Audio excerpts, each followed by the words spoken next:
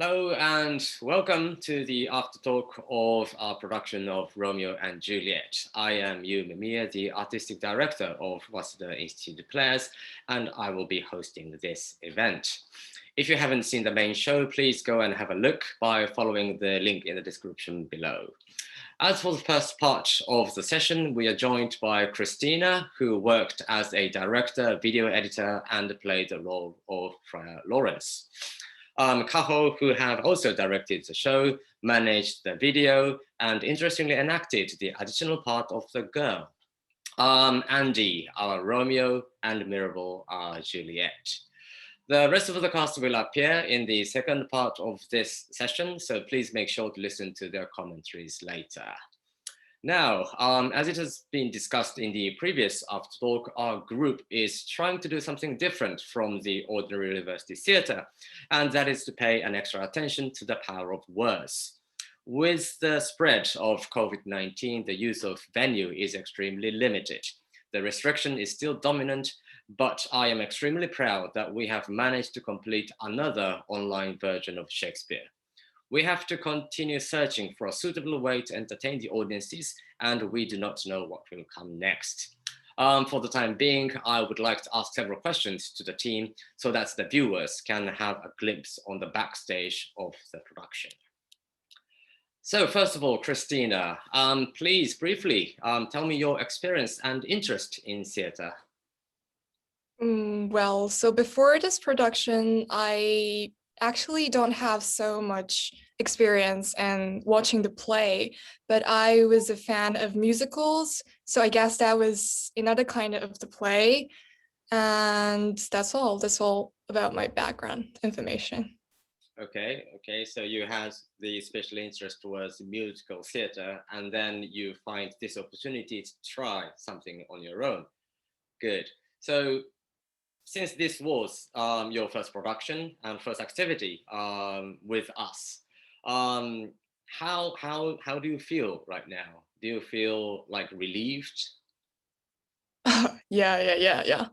Well, honestly speaking, instead of being happy or kind of accomplished, what I feel is more like being relieved.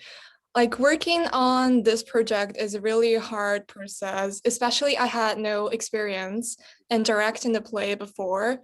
So before it, or the sense that I had done with the plays, just going to the theater and watching others play on stage. So after I took the job, I was very nervous about whether I could make it or not.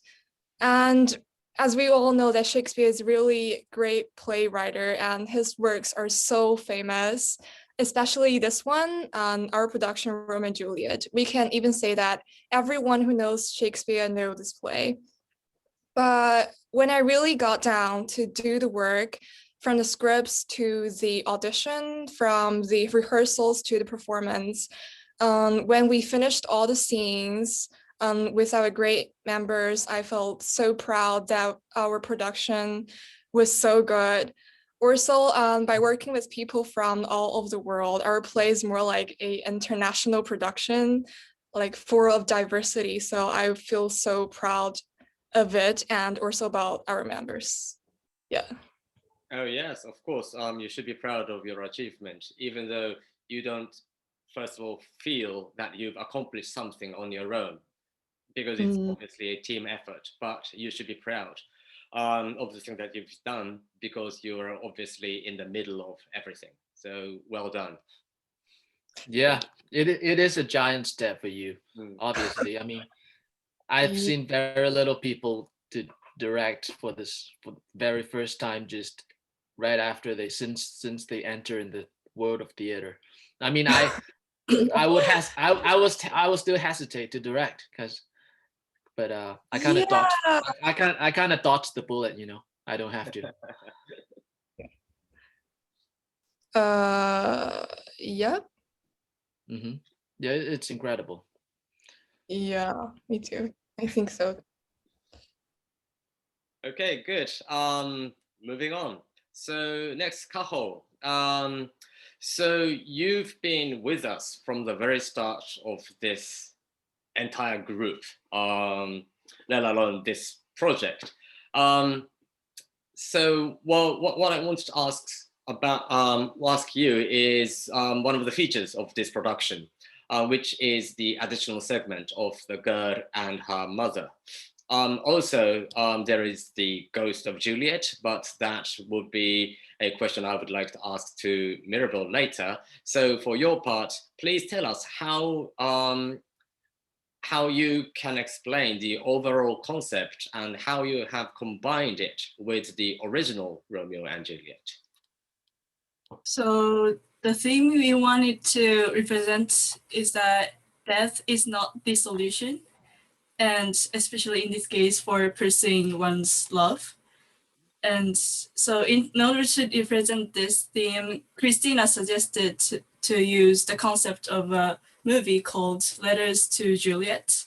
And we decided to, and then we decided to let a girl who is like modern version of Juliet appear and write a letter to the ghost Juliet to receive advice from her about the relationship, and the ghost Juliet, and let the ghost Juliet teach her that committing suicide is a mistake.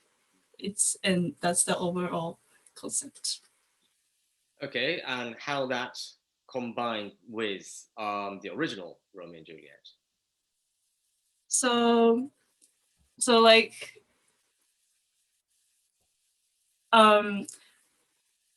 it's kind of personal interpretation, but for me, like my first impression of how the original story ends is like the death is in a way glorified because the two families are united thanks to the death of Romeo and Juliet. And recently I realized that that's the tragedy because it caused death for the families to realize their mistakes. But still we can interpret that like the story tells that death can be the solution of the problems. And to be honest, I did not like that much, and I wanted to emphasize the tragic part of like dying and like committing suicide. So we cut the last scene of like families united together, and like Ghost Juliet regrets what she has done, like committing suicide, and yeah, it is the next generation of Juliet. Okay, brilliant. Thank you. I think your approach suits the modern world. So by adding the roles of the girl and her mom, maybe worked as some kind of means to update Romeo and Juliet rather than leaving it in the old style. So I think it's very interesting. So well done to you. Okay, next I'll move on to Andy. So I'm always pleased to see your energetic attitude towards the character and your courage to try out various approaches and allow the directors to see your capabilities. And I will obviously suppose playing Romeo has been special to you because it's a big role. Yeah, it is. Yeah. So in the last production, you played a comical role, and we've received a lot of comments, even from England, that you've done a brilliant job with playing Malvolio. But for this occasion, you challenged to play one of the most well-known tragic lovers. So which type of character do you enjoy acting, and what did you struggle the most for this production? Ooh. Um, to be honest, I really like both, and I think as an actor, I don't prefer playing tend to play one kind of character on one side, and I tend to find the balance. Sometimes I play a funny guy. In this case, Malvolio is a dorky guy, and Romeo is a very serious, loving young man, and and you know, but if I have to make a choice, I do like Romeo better because the motivation for Romeo is very simple, and it's all about Juliet. When you think about the lines he speaks, um, at least in the later part of the play, it's all about Juliet, and in the earlier part, it's about love, finding his own love, and Malvolio doesn't have that kind of um, pursuit of love. He's kind of political. He's the political guy in the party, and who wants um, the favor of his superior. So there's more unrelatable motivation in that. Yeah, so in this case, I do prefer playing Romeo. And another thing about the acting approach, both for Romeo and Malvolio, is that I don't think Shakespearean acting is totally equal to over the top acting, or you can call it hammy acting. Is it hammy acting? Yeah, you can. Yeah, so I do believe even if you're playing Shakespearean play, you can act realistically. So that is the kind of acting I'm pursuing. Okay. So do you think he wants to like act a very very enigmatic character in the future, like very much dominant in the play, but the audience and the actors are not really sure about obviously his or her motivation? Do you want to try that kind of character? Yeah, that would be a breakthrough for me. Yeah, maybe a villain or something. Yeah, there are plenty of characters, even in Shakespeare's plays, that doesn't have a clear motivation. It does have a motivation, but we can't tell what. So maybe in the future you can try acting that sort of complicated character. Yeah, I see Kaho laughing. Why are you laughing, Kaho? Yeah, like I want to see your like villain.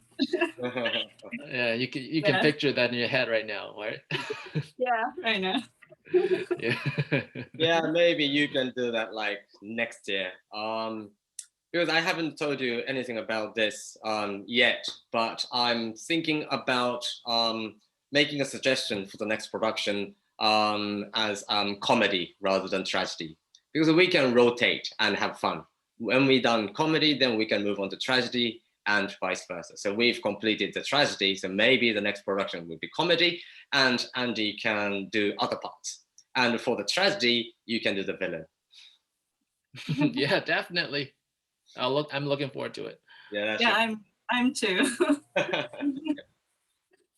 Okay, last but not least, Mirabel, you have been one of the key members of this group because you've directed the first production here.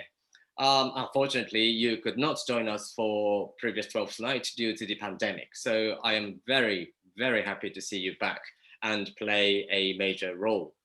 So this was your first acting role in WIP after directing Dr. Faustus. Please tell us how you feel and share your opinion on the rehearsing process in comparison to your own approach. Also, if you can comment on how you interpret the relationship between the ghost of Juliet and Juliet in the play, who's seeing Romeo in person. I guess both questions to me are very much linked together. And like how Andy has talked about his approaches towards acting instead of following Shakespearean or the stereotypical Shakespearean characters and Shakespearean acting, that was actually I would prefer much for Shakespearean acting myself, but working with Andy as a co-star and the actor I have to communicate the most with, I actually feel more energetic acting with Andy and creating this Juliet, which is not in my comfort zone that or in the way I've imagined. This Juliet has been more youthful, energetic,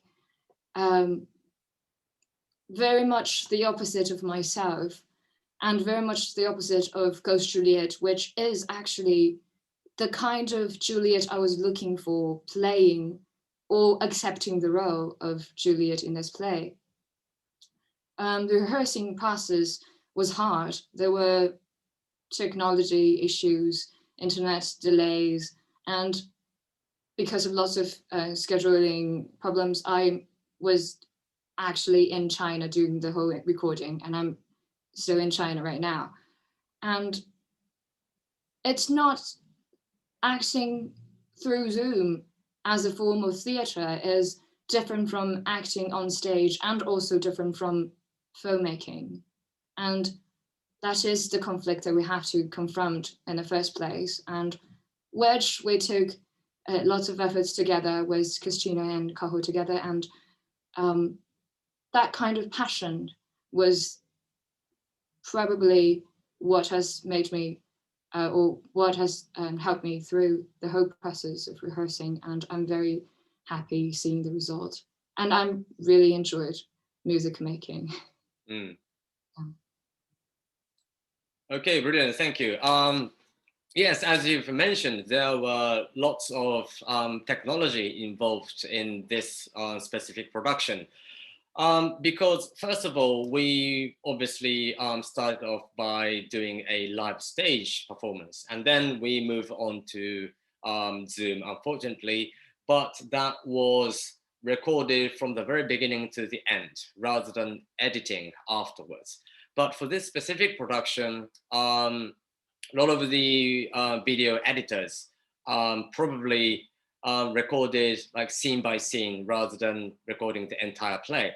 So lastly, I would like to ask Christina another question. What is your impression on the recorded theater?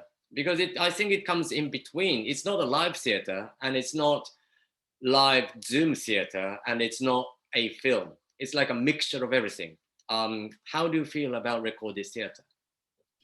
Yeah, I think compared with like stage alive theater, I think recorded theater is needs more creativeness and innovation. For example, we need to think about how we can make the scene on the stage possible on Zoom. For example, we have a scene like Romeo on the ground, but Juliet on the balcony. So there will be a distance in their height. So we try to make it like make the height into distance. For example, on the screen, people who seem smaller seems to be far away from the camera.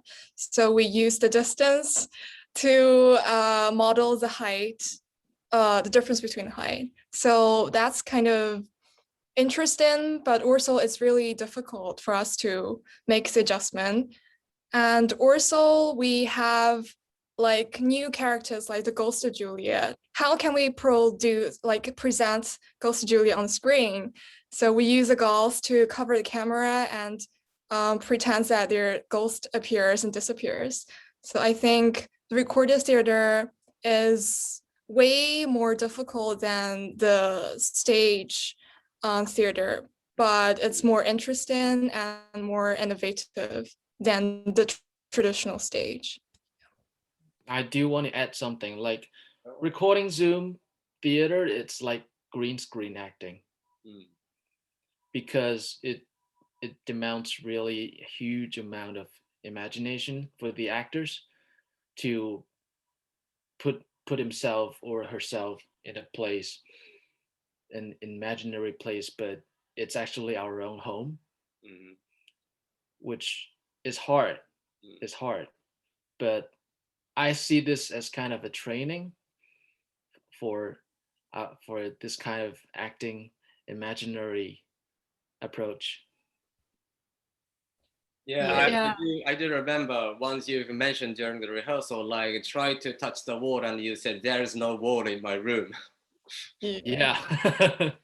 Yeah, and we also have like 3 to 5 kissing scenes. It's really hard for the actors to kiss because there's no one in front of them. So we have to try to reach the angle of it to pretend that they're really kissing.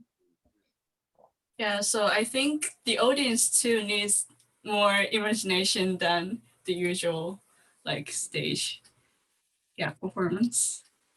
Well, hopefully, the audience is well equipped with their imaginations already. So let's hope it would work fine and they could enjoy the main show and come back later to listen to our talk.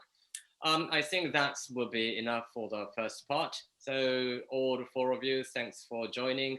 And you audiences, please have fun by watching the part 2. So I'll see you later.